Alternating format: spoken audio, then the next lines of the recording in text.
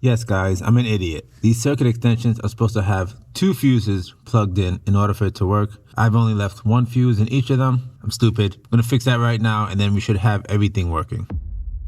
Another day and we're back at it again. I know I said for today's episode we were finally gonna get the car tuned, but the tuner couldn't get me in for another week. And I didn't really wanna wait a whole week to get stuff done on the car. So we're gonna knock out a couple of small things that we've been holding off on. Starting with the gauges. We're gonna try and get the boost gauges installed. This is something I've never done before, so it's gonna be another first for me. But then again, everything on this build is a first for me. So let's get started. We're gonna start by disconnecting the negative terminal on the battery. And then we're gonna get our hose that's gonna go on this nipple from the wastegate and route it inside the firewall so we can get it inside the cabin.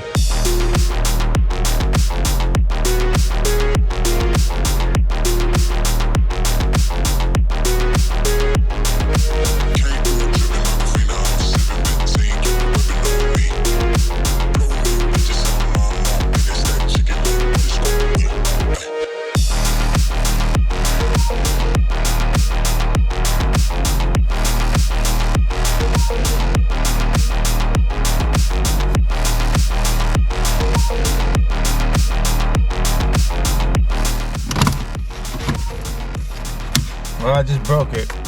Luckily, it's not going back in. That explains why. This clip was bent and looked like it had some, I don't know, I was holding on to it, so that's why it broke off. Here's a new one. Now we do have 2 gauges, the boost gauge and the oil pressure gauge. We're gonna set both of them up in here, but for today we're only gonna wire up the boost gauge, and then I'm gonna do the oil pressure gauge once I have to do an oil change, which will probably be after we get it tuned. So we drove about 400 miles throughout the week just to get the car broken in. Everything was perfect, no issues. So after we get it tuned, we'll do another 100 miles and then we'll do an oil change and then we'll wire up the oil pressure gauge. Well, here's something I didn't know. It actually comes with the hose that you need to use for the boost gauge. I did supply my own hose, and I'm happy it came with this hose because my hose is actually too big to fit on the back of the boost gauge. So I'm gonna be using the supplied hose and we're gonna route that one instead of the one that I bought. So it's a pretty cool setup. I'll give you guys a quick rundown of how it works. So you have this piece right here, right? Comes with the gauge, come with this plastic O-ring that goes over the gauge, and then you have a bracket that secures it. So what you wanna do is you wanna put this plastic O-ring behind the gauge, kinda coming out. So you wanna route the wires through the plastic ring, bring it up behind the gauge, and then you just wanna force it in all the way, make sure it goes in straight, and just kinda straighten it up so this long piece is at the top of the gauge. All right, do the best you can. And then put this through the hole. We're gonna make the left side our boost gauge. And it goes on the front, just like that. Secures, push that all the way back so it's sitting all the way back. And then you turn it around and you have your bracket, and that bracket sits on these 2 holes, just like that.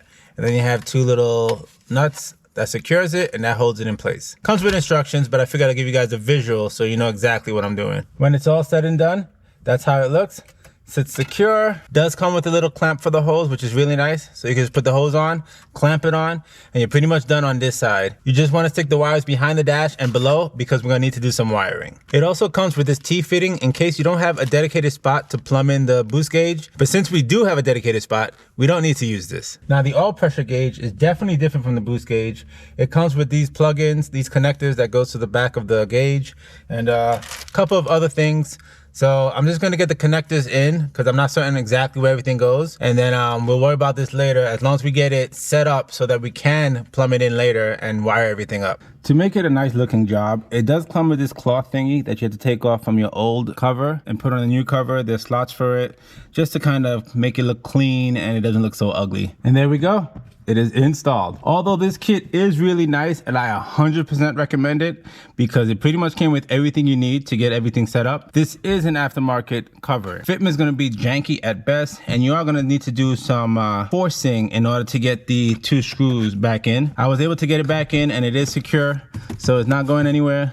But yeah, the tighter the better. The good thing is this hose that it comes with is pretty stretchy, so has a really good fit. I don't think it's gonna come off even if we don't put the clamp. but we're gonna put the clamp just for insurance. Next, we're gonna take one of these and ground out the black wire right here. There is an established ground right here. So we're gonna ground it out to that bolt that already has a couple of grounds attached to it. Now we have 3 wires left. You wanna connect the yellow wire to a constant power you want to connect the red wire to power that's on when the ignition is turned on. And then you want to connect the orange wire to essentially the headlight circuit. So anytime you turn the headlights on, the orange wire gets power. We're going to do that by using expandable circuits. These are expandable circuits. You're taking the fuse out from the fuse box and you're putting this in place of the fuse. And then you're plugging the fuse in here so that the power will not only continue running through the circuit, but also bleed into the wire that we connect to here, which are those 3 wires that we're wiring up now. All right, we have all 3 wires crimped up. I'm gonna put some electrical tape over it just to secure it a little better. And then we're gonna test the circuit so we can find our power sources. We have a circuit tester right here. We have our fuse box right here. We're just gonna check some fuses to see which fuse has power all the time to it. We got the constant, which is that blue fuse right there. That's a 15 amp. We have the headlight on, which is that second one right there, which is a 7.5 amp.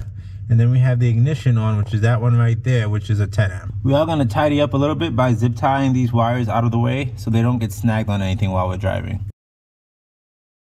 There we go, nice and out of the way. Let's make sure it works.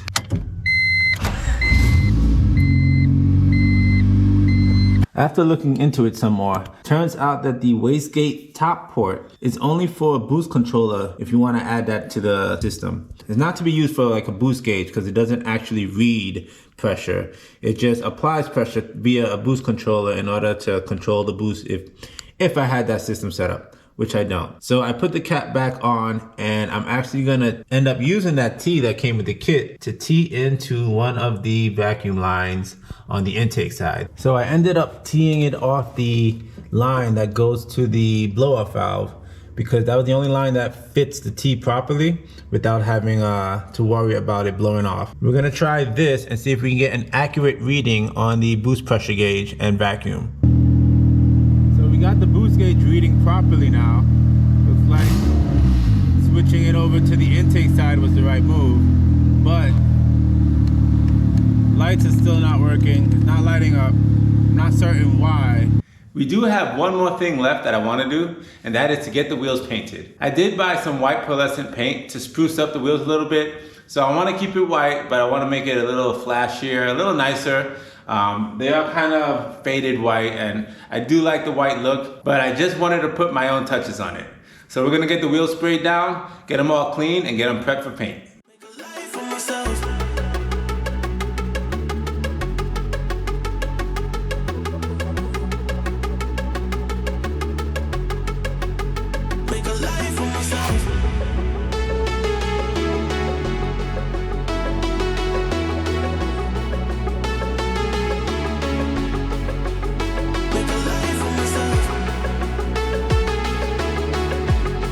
The wheels are nice and clean.